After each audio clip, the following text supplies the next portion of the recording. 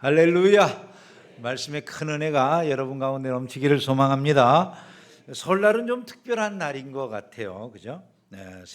새해가 오는 그런 특별한 날이니까 한 해 끝자락에 마무리를 하면서 우리 안에 여러 가지 생각이 들죠. 자연스럽게 그래도 한 살 더 먹는다 이런 생각이 들 때마다 나는 왜 지금까지 어떻게 살았을까? 잘 살았는가? 내가 사는 이유가 정당한가? 뭐 내가 무엇을 위해서 이렇게 열심히 일하고 있는가? 뭐 여러 가지 생각들이 들 수 있을 것 같아요. 오늘 말씀을 우리가 생각하는 이유는 이 설을 맞아서 우리 인생이 도대체 무엇인지, 왜 사는지 뭐 이런 것들에 대해 우리의 궁금증에 대해서 이 말씀이 전해주기 때문이다라는 생각으로 말씀을 준비했습니다. 솔로몬은 모든 걸 다 가져본 사람이죠, 그죠? 안 가져본 게 없어요. 돈도 가져보고 명예도 가져보고 뭐 지혜도 뭐 어떤 사람이 감히 솔로몬과 같은 책을 쓴 적이 있겠습니까? 뭐 책 쓴 사람들이 세상에 수도 없이 많이 있겠지만 그 오랜 세월을 수많은 사람들이 읽으면서 삶의 지혜를 얻도록 하는 이런 책을 누가 쓸 수 있었겠어요? 그런 책도 쓰고 또 뭐 수많은 쾌락 부인들도 얼마나 많았습니까? 그렇게 세상에서 누릴 수 있는 모든 쾌락을 누릴 수 있는 이런 사람이었죠. 왕으로서 최고의 권력을 가진 그 사람이 자기 인생에 대해서 내린 결론이 무엇이었습니까? 헤벨을 잡으려는 것과 같다 이렇게 말을 해요. 헤벨이라고 하는 것이 일종의 그 안개와 같은 것, 숨결과 같은 것, 증기와 같은 것, 잡은 것 같은데 없어지는 것, 이걸 말하는 거거든요. 내 인생이라고 하는 게 가만히 살펴보니까 안개를 잡으려는 것과 같은 그런 것에 불과하더라. 그가 이렇게 고백하고 있다는 거예요. 인생이 그러하다면 참 쓸모없을 것 같은데 다행인 것은 이 솔로몬이 그 다음에 한마디를 더해 주는 겁니다. 그런 인생길에 하나님이 우리에게 영원을 사모하는 마음을 주셨다 이렇게 말씀을 해요. 이게 우리 인생에서 너무나 중요한 얘기들이기 때문에 오늘 그 이야기를 여러분과 함께 나눠보려고 하는 겁니다. 먼저 우리 인생의 현실을 살펴보면 정말 안개를 잡으려는 것과 다를 바가 하나도 없다 이런 생각이 들 만큼 허망한 것 투성이죠. 살아가면서 우리는 뭔가에 기대해서 살고 싶잖아요. 내가 뭐 의지하는 것이 있기 때문에 내가 선하게 살려고 노력하고 내가 뭔가 정당한 일을 하려고 노력하고 뭐 부모님도 섬기려고 하고 이웃 간에도 내가 정직하게 행하려고 하는 거 아니겠어요, 그죠? 근데 솔로몬이 그렇게 인간이 살아가는 모든 것들이 다 헛된 거라는 거예요. 왜냐하면 사람들이 그렇게 의지하고 사람들이 뭔가 기댈 만한 거라고 생각하는 이 법이라고 하는 게 다 무너져 있다는 거죠. 사실은 그 질서라고 하는 게 그렇게 지켜지는 게 아니라는 거예요. 정의 자체가 지켜지질 않더라. 여러분 우리가 매일 뉴스를 통해서 보는 것들이 무엇입니까? 정의가 잘 지켜지고 있다라는 소식입니까? 아니면 권력이 있는 사람은 권력이 없는 사람들에 비해서 이중잣대로 훨씬 덜한 책임을 지고 권력 없는 사람들은 많은 책임을 지는 것처럼 그렇게 보여지는 세상입니까? 오죽했으면 예전에 그런 말이 있었잖아요. 유전, 무죄, 무전, 유죄 뭐 이런 이야기들이 다 떠돌 만큼 사람들이 이게 도대체 정말 정의로운 사회인가 뭐 이런 생각을 할 만한 많은 문제들이 일어나는 것이 우리가 살아가는 세상의 모습이라는 거죠. 법이라고 하는 법정이라고 하는 그런 곳까지도 공정성이 없다면 우리가 의지하고 살아가는 것들이 도대체 무엇이냐? 다 허망한 것. 당신이 정의롭게 살아가고 애쓰면서 반듯하게 하려고 하는 모든 건 다 허망한 것에 불과한 거 아니냐 이제 이런 이야기죠. 또 인간의 모습을 보니까 그 존엄성이 있어야 될 인간이 짐승하고 다를 바가 없더라는 거예요. 솔로몬의 말이. 인간의 모습을 보니까 짐승하고 뭐가 다르냐? 죽는 모습을 봐도 짐승이 죽는 거나 사람이 죽는 거나 똑같은데 뭐 그렇게 다를 바가 있냐? 이제 솔로몬이 그런 이야기를 해요. 뭐 사람이 죽는 것의 문제만이 아니에요. 우리 인간이 이 세상을 살아가면서 정말 존엄한 존재로 대우를 받고 있는가? 여러분 어떤 것 같으세요 지금? 예를 들어 요즘 사회에서 아주 흔하게 하는 이야기 중에 하나가 뭐죠? AI 기술이 발전해 가지고 이제 인간의 모든 능력을 다 대체할 수 있을 만한 그런 상황이 되어오기 때문에 인간은 쓸모 없어진다라고 하는 이야기가 사람들에게 자연스럽게 받아들여지고 있잖아요. 그죠? 이제 인간은 갈수록 점점 쓸모 없는 존재들이 될 거예요. 뭐 이런 이야기들이 우리들도 자기도 모르는 사이에 잘 받아들이고 있어요. 근데 여러분, 이게 말이 되는 소리입니까? 기계는 우리가 왜 만든 거죠? 기술을 왜 발전시킨 겁니까? 사람들이 더 편안하고 사람들이 존중받으면서 살기 위해서 기계를 만들어 온 거 아니겠어요? 그죠? 근데 그 기계를 만들어 놓고 사람들이 스스로 자기네들도 모르는 사이에 이렇게 말하는 거예요. 자기네들이 자기네들끼리 하는 얘기가 기계를 만들어 놓고 난 다음에 우리는 이 기계 때문에 쓸모없는 존재가 될 거야, 이러고 있는 거예요. 로봇보다 쓸모없는 인간은 아무 소용이 없다. 이게 진짜 맞는 말입니까, 여러분? 그걸 왜 만들었는데요, 그런 기계들을? 우리 인간이 편안하고 존중이 여기며 살 수 있는, 좀 더 존귀한 삶을 살 수 있는 그런 것들을 위해서 만든 거 아니겠어요? 근데 지금 이게 도대체 뭡니까? 사람들이 지금 살고 있는 그런 모습들은 짐승과 별로 달라 보이지를 않는다는 거예요. 왜냐하면 사람을 수단으로 여기는 거잖아요, 사람들이요. 그냥 다른 사람들을 대할 때 존귀한 하나님의 형상으로 대하는 건 없고 그냥 수단, 일해주는 수단 뭐 이런 것 정도로, 나를 기쁘게 하는 어떤 수단 정도로 여기기 때문에 그러는 것 아니겠어요? 몇몇 사람들이 감히 우리 인간에 대해서 그렇게 함부로 정의해도 되는 사회가 맞습니까, 여러분? 사람이 효율성과 생산성의 잣대로만 그렇게 측정될 수 있는 존재들이냐는 거예요. 청년들이 집값이 치솟기 때문에 결혼을 안 하고 출산을 미루고 이런 일들이 벌어지고 있어요. 중장년층의 경우엔 노후 불안에 시달려야 돼요. 그죠? 고령화 사회가 되니까 노령에 있는 노인들이 존중의 여김을 받습니까? 어떤 것 같으세요, 여러분? 오히려 요즘 노인들의 연령도 높이자, 뭐 높이는 건 나쁘다는 얘기가 아닙니다. 노인의 기준을 높이고, 그리고 또 사회적으로 여러 가지 돈 들어가는 구석이 많은 노인들 부담을 좀 줄이자는 쪽으로 자꾸 가고 있죠. 그죠? 노인이 결국 어떻게 여겨진다는 거예요? 사회적 부담으로 여겨진다는 거죠. 사람의 가치를 아는 사회일까요? 여러분, 어떻게 여겨지세요? 유명한 가수 중에 비틀즈라고 하는 가수가 있죠. 그죠? 비틀즈가 When I'm 64라고 하는 그런 노래를 불렀거든요. 비틀즈를 좋아하는 사람들 중에서도 아주 지극히 적은 사람들만 아는 노래일 것 같아요. When I'm 64, 내가 64살이 되었을 때라고 하는 그런 노래인데, 그 가사에 재미있는 부분이 나와요. Will you still need me? Will you still feed me? When I'm 64라고 하는 이런 구절이 나와 있습니다. 내가 64세가 되었을 때에도 당신은 나를 필요로 할까요? 당신은 나를 먹일까요? 이런 얘기예요. 64세가 넘었는데도 불구하고 집에서 상차림을 받는 사람들은 대단한 사람들이에요. 그지? 이 비틀즈는 노래하면서 내가 64세가 되었을 때도 자기를 먹여줄까 이런 가사로 노래를 했거든요. 비틀즈가 나이가 들어가면서 이런 노래를 잘 안 불렀다고 그래요. 뭐 진짜인지 아닌지 모르겠지만 잘 안 불렀대요. 왜 이 노래를 잘 안 불렀을까? 제가 생각해 볼 때 이런 것 같아요. 나이가 들어가면 그때는 농담처럼 이렇게 불렀던 노래가 농담이 아니라 이게 실제적으로 다가오거든요. 이 부를 일이 아니구나, 이 웃을 일이 아니구나, 내가 늙었구나, 이런 게 느껴지는 거죠, 사람이. 인간이 그렇게 되니까 이렇게 아무것도 아닌 존재로 당신은 그냥 세상에 사는 동안에 그 딱 효용성만큼 가치 있는 존재야. 그게 여러분 인간에 대한 제대로 된 판단인가요? 만약에 그렇다면 인간처럼 허무한 것이 어디 있겠습니까? 그죠? 나이를 먹는다는 것은 너무나도 비극적인 일이 될 수밖에 없죠. 시지포스의 돌 얘기를 우리가 잘 알잖아요. 열심히 돌 꼭대기에 올려놓으면 또 굴러 내려가서 또 내려가가지고 또 굴려 올려놓으면 또 내려가고, 그 인생과 같다는 거예요. 일하고 먹고 자고 또 아침에 일어나면 일하고 먹고 자고. 70, 80 은퇴해서 좀 편안하게 살고 싶은데 은퇴도 마음대로 하기가 어려운 막 그런 사회가 되는 것이죠. 여러분 어떤 생각이 드실 것 같으세요? 헛되고 헛되며 헛되고 헛되니 모든 것이 헛되도다. 바람을 잡으려는 것처럼, 내가 뭔가 얻으려고 살아온 것 같은데 다 바람을 잡는 것처럼 여겨지는 이런 것들이 되지 않겠냐는 거예요. 그러면 포기하고 살아야 될까요?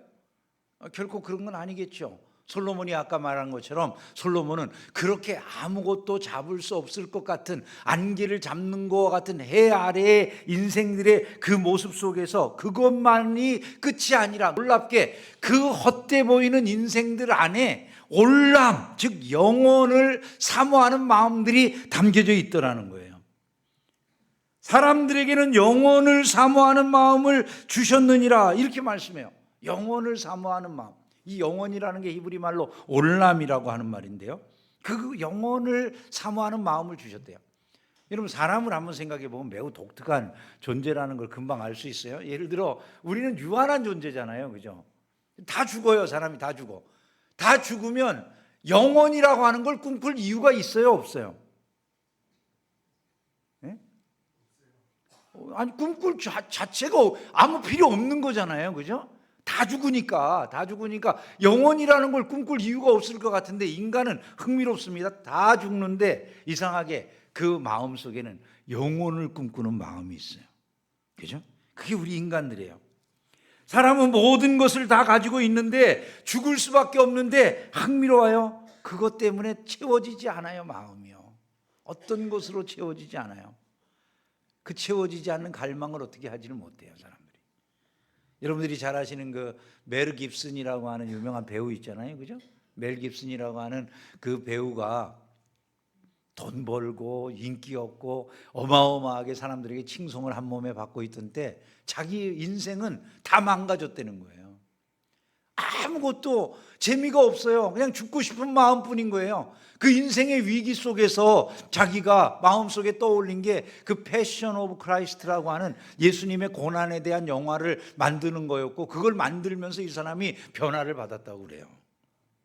여러분, 한번 생각을 해보세요. 아니, 모든 것 다 세상에서 우리가 가지고, 이 육신이 전부라고 하면 가질 수 있는 모든 것 다 가졌는데 그 사람은 왜 그렇게 죽고 싶은 생각뿐이었을까요? 우리가 너무나 잘 알던 세계적인 가수 엘비스 프레슬리라고 하는 이 사람은 여러분들이 잘 아시는 것처럼 일종의 엉덩이를 막 흔들면서 노래를 불러가지고 섹스 심벌이라고 그렇게 많이 알려지고 사람들이 추앙하고 그랬잖아요. 근데 이 엘비스 프레슬리도 마찬가지예요. 45살에 약물 중독으로 사망했잖아요. 이 사람이 마약을 한 건 아닌데 의사의 처방으로 약을 했어요. 왜냐하면 이 사람이 너무너무 우울하고 너무너무 인생이 힘든 거예요. 아니, 사람들이 밥의 황제라고 부르고 사람들이 어디 가면 그렇게 열광하고, 이 사람이 그냥 땀 닦은 그 수건을 던져주면 막 기절을 하고 그러더라고요, 어렸을 때. 제가 그 엘비스 프레슬리 공연하는 거 보니까 저기 다른 것도 선물이 아니라 자기 목에다가 땀 흘리는 거 척 옆에 있는 사람이 걸어줘요. 이렇게 수건 하나 걸어주면 그거 쓱 벗어가지고 옆 사람 탁 던져주면 이게 이 사람들에겐 보물이야. 그냥 막 받으면 막 기절을 해, 그냥. 세상에. 그렇게 인기를 끌면서 모든 사람들이 좋아하는 그런 가수인데 인생에 하나도 재미가 없는 거예요. 사실은 이 엘비스 프레슬리는요, 원래는 복음송 가수를 꿈꾸던 사람이래요. 복음송 가수를. 그리고 아주 신실한 교인이었던 사람이었어요. 근데 세상에 가수로 나가고 나니까 사람들은 그가 복음송을 부르는 거를 좋아해 주는 게 아니라 그렇게 엉덩이를 흔들면서 세속적인 노래를 부르는 걸 좋아해 주고, 그래야 돈이 되니까 그 노래를 계속 부르게 한 거예요. 이 사람은 자기 마음대로 인생을 살지도 못했어요. 그리고 자기 집에 갇혀서 어디 나가지도 못하고 집안에 갇혀서 살게 됐는데, 그 사람 집의 이름이 여러분 뭐라고 지금까지 불리우는지 알았어요? 그레이스랜드라고 불려요. 은혜의 땅이라고 자기 집을 그렇게 붙여놓고, 자기는 매우 겸손한 마음으로 삶을 살려고 노력을 했었다고 그래요, 그 사람은. 왜냐하면 자기에게 사람들이 당신은 밥의 황제예요 이렇게 말해주면 그 스스로가 나는 황제가 아닙니다, 그런 말은 그리스도나 들으셔야 됩니다, 이렇게 말할 정도의 사람이었는데, 마음의 갈망대로 살지를 못하고 결국 그 많은 것들을 가진 채 아무것도 쓰지 못하고 자기는 그 속에서 외롭게 인생을 마무리하고 말았다는 것이죠. 사람들이 왜 그럴까요, 여러분? 다 가졌는데, 인기도 가지고 돈도 가지고 다 가졌는데 말이죠. 사람들 안에는 채워지지 않는 갈망이 있다는 거예요. 그걸 C.S. 루이스라고 하는 이 작가가 뭐라고 표현하면 독일 말로 젠주트라고 하는 그런 말로 표현을 했어요. 젠주트라고 하는 이게 사람들 마음속에 있는 이루어질 수 없는 것에 대한 그 고귀한 갈망, 이런 것들을 말하고 또 먼 고향에 대한 깊은 그리움 같은 이런 걸 표현하는 단어라고 그러더라고요. 이 루이스에 의하면 사람들 안에는 그런 것들이 있다는 거예요. 이 C.S. 루이스는 이런 것을 지적을 해요. 사람들이 배고픔을 느낀다는 것은 음식을 전제로 한다는 거예요. 음식이 없는데 배고픔을 느낄 이유가 없잖아요. 그죠? 배고픔을 느낀다. 음식이 있기 때문이라는 거예요. 또 목마름을 느낀다라고 하는 것은 물이 있다라는 것을 전제로 한다는 거예요. 마찬가지로 영혼의 갈망을 느낀다는 건 그냥 느끼는 것이 아니라는 거예요. 그 영혼의 세계가 있기 때문이라는 거예요. 이분은요. 그게 분명한 증거라고 이분은 이야기를 해요. 바로 이것이 우리 안에 심겨진 올람, 영혼을 사모하는 마음이라는 것이죠. 하나님께서 왜 우리를 아주 덧없는 안개와 같은 인생으로 만들어 놓으시고는 우리 안에 왜 그런 영혼을 사모하는 마음도 동시에 주셨을까요? 여러분, 왜인 것 같으세요? 그런 거 아니겠어요? 결국 우리가 이 세상의 삶에 만족하지 말고 영원하신 하나님을 찾아야만 된다는 것을 항상 깨우쳐 주시기 위함인 줄로 믿습니다. 그러므로 우리는 하나님을 찾는 여기에서만 소망이 있는 것이다라는 점을 잊으면 안 된다는 것이죠. 안개 같은 인생 가운데 영원히 들어올 수 있다. 이 아무것도 아닌 것처럼 보여지는 아주 구차한 인생 한가운데 영원히 들어와서 함께 할 수 있다라고 하는 이 놀라운 사실, 그거를 보여주는 게 아주 예수님이 탄생하신 그 마국간의 모습이라고 볼 수가 있어요. 여러분, 그 마국간은 가장 보잘것없고 초라한 세계잖아요. 근데 그곳에 하나님 그분이 친히 임하셔서 아기와 같은 모습으로 들어와 계셨잖아요. 그래서 그 C.S. 루이스가 나니아 연대기라고 하는 그 소설에서 마지막 권에 이런 그 글을 썼어요. 한때 우리 세계의 한 마국간에는 우리 세계 전체보다 더 큰 무언가가 들어있었다. 이렇게 그가 글을 썼어요. 작은 마국간에 세계보다도 더 큰 무엇, 그것은 바로 그리스도를 의미하는 줄로 믿습니다. 영원하신 주님이 그곳에 들어와 계셨다. 지금도 마찬가지예요. 우리는 너무나도 보잘것없는 안개와 같은 존재들인데 우리 가운데 그 영원을 사모하는 마음을 주셔서 하나님과 교제할 수 있는 존재가 되게 하신 줄로 믿습니다. 근데 그런 일들이 이루어지는 데에는 하나님이 때를 아름답게 하시는 은혜로 우리의 삶을 섭리해 주셔야만 되는 거예요. 그래서 하나님의 아름다운 타이밍이 있다는 것이죠. 하나님의 그 아름다운 타이밍을 카이로스라고 우리가 이야기를 해요. 시간에 대해서 헬라 말은 두 가지 용어를 써요. 하나는 크로노스라고 하는 용어고 하나는 카이로스라고 하는 용어인데, 크로노스라고 하는 건 물리적인 세계의 시간을 의미하는 거예요. 1시, 2시, 3시, 4시 이렇게 흘러가는 시간이 크로노스예요. 근데 이 카이로스라고 하는, 이 헬라 말에서 카이로스라고 하는 그 시간은 질적인 시간인 거예요. 내가 어떤 것을 깨달은 순간, 내가 신적인 만남을 갖는 어떤 특별한 순간, 이런 순간들을 카이로스라고 이렇게 표현을 하는데, 그 카이로스를 따라서 하나님이 우리의 삶에 친히 간섭하시고 역사를 이루어 가신다는 거죠. 테피스트리라고 하는 그런 것이 있죠. 여러분들이 자수라고 하는 거, 이 테피스트리라고 하는 걸 보면 자수를 할 때 어머니들이 자수를 막, 이제 저희 어머니도 자수를 예전에 아주 잘하셨었는데 베개 옆쪽이라든지 이런 데다가 뭐 태극 문양도 만들고 새 모양도 만들고 막 이래가지고 자수를 이제 하셔요. 근데 자수를 만들 때 보면, 자수하시는 그 뒷면을 보면은 그 뒷면은 뭐를 지금 우리 어머니가 만들고 계시는지 알 수가 없죠.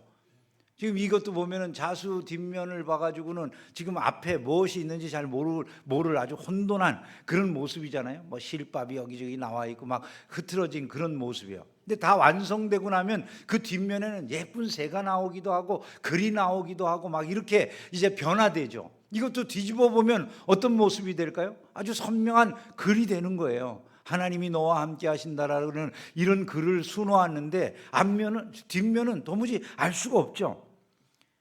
여러분, 우리가 살아가면서 하나님이 때를 따라 아름답게 하신다고 하는 건 이런 거와 같아요. 우리가 인생을 살다가 어느 순간에 하나님께 그런 말씀을 드리고 싶은 순간들도 있잖아요. 하나님, 내 인생을 왜 이따위로 인도해 주시나요? 하나님, 저는 왜 이렇게 인생이 힘들기만 해야 됩니까? 뭐 이런 경우들이 있을 수 있어요. 왜 남들은 다 건강한 것 같은데 나는 이렇게 육신이 약하죠? 하나님, 도대체 내 인생에는 왜 이렇게 칙칙한 실들만 가득한 그런 모양새로 만들어 가시는지 모르겠어요. 좀 밝고 아름다운 그런 모습으로 내 인생을 만들어 주실 수는 없나요? 뭐 온갖 생각이 우리에게 다 날 수 있잖아요.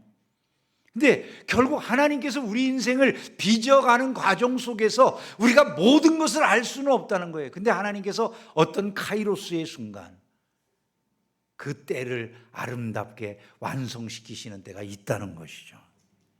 그때가 되면 우리는 그 실체를 알게 되는 거예요. 하나님이 그동안 나와 함께 하셨구나, 내 인생을 여기까지 인도하셨구나라고 하는 것을 말이죠. 하나님은 그와 같이 우리의 생을 붙잡고 가시는 줄로 믿습니다. 여러분들이 중국 대나무의 이 얘기를 잘 아시잖아요.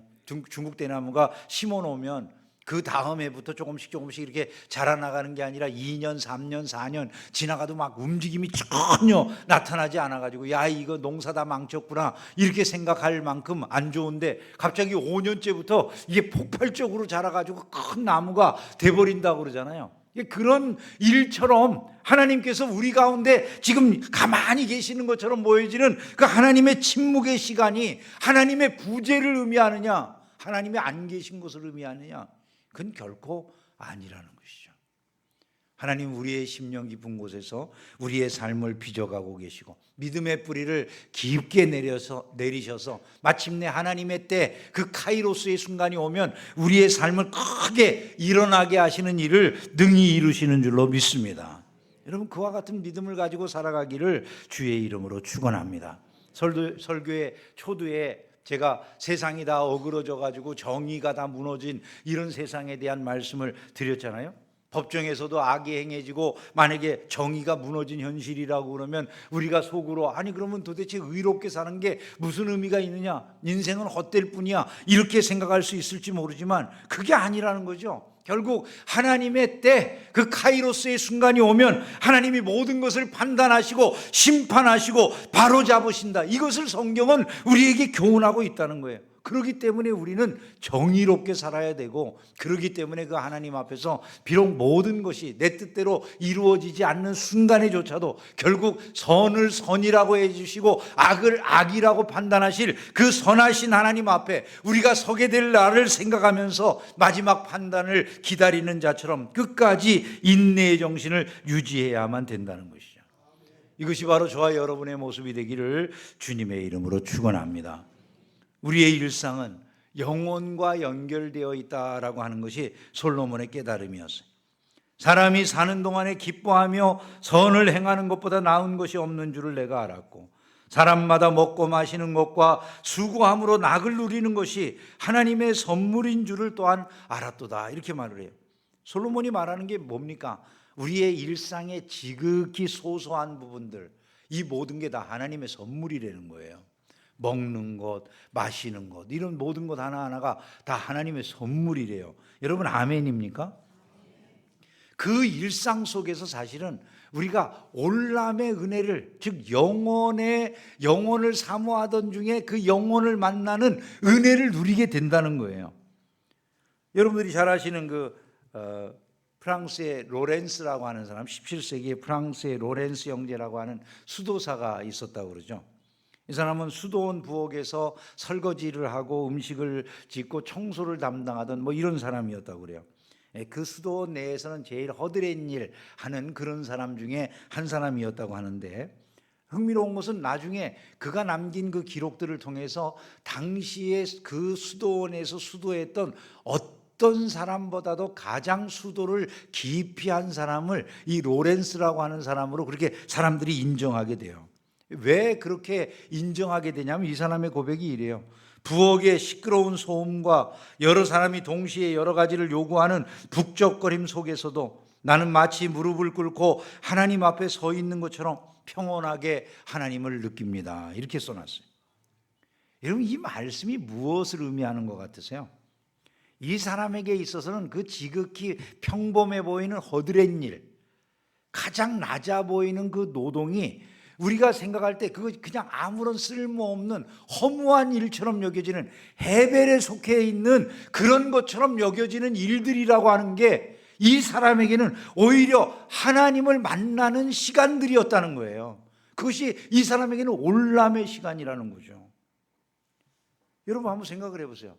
집에서 주부가 음식을 해요.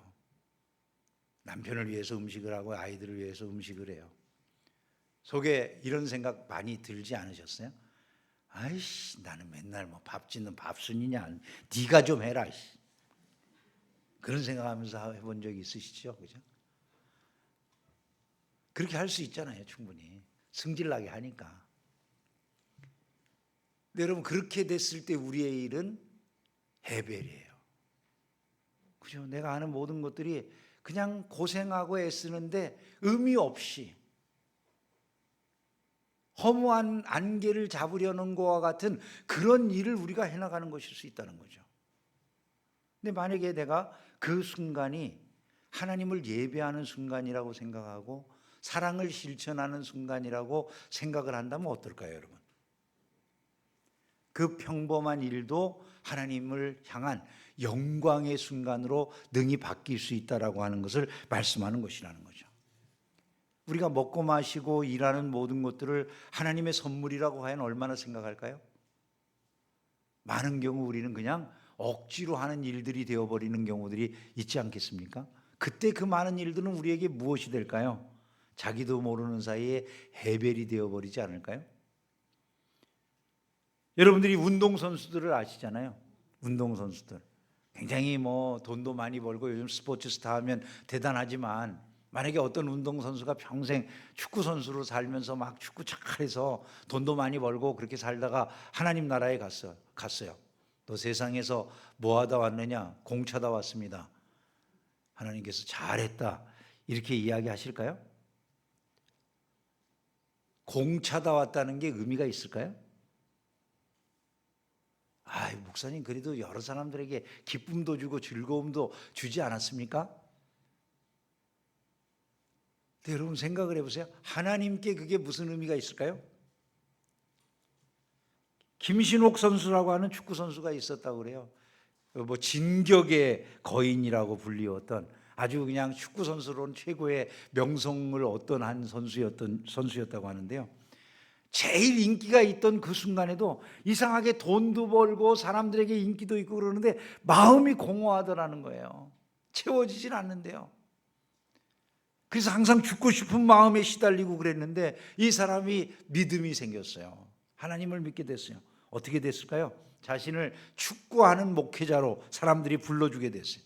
하나님께 속한 축구선수라고 하는 기가 막힌 명예로운 이름도 갖게 됐어요. 이 사람에게는 그때부터 축구를 하는 것이 그냥 단순하게 공을 차는 직업이 아니에요. 이 사람은 하나님께 드리는 예배가 자기의 축구하는 그 현장이라고 그렇게 고백을 해요. 심지어 부상을 당해서 병원에 입원했을 때도 히브리어 성경을 배우면서 자기 자신이 하나님을 섬기는 일을 더 잘하기 위해서 노력하는 것, 그게 자기의 일이라고 생각하는 거예요.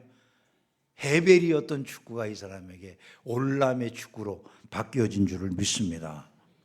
누구나 마찬가지 아니겠어요? 여러분들의 직업이, 여러분들의 사업이, 여러분들의 공부가, 여러분들이 행하시는 모든 일들이 영혼에 맞닿아 있습니까? 지상에서 끝나버리고 마는 헤벨에 속한 안개와 같은 것입니까? 여러분 이것을 생각하실 수 있으셔야 된다는 거예요. 우리만이 할 수 있는 놀라운 것, 헤벨을 넘어서 올람에 이르는 삶이라는 것을 잊지 않기를 주의 이름으로 축원합니다. 말씀을 맺겠습니다.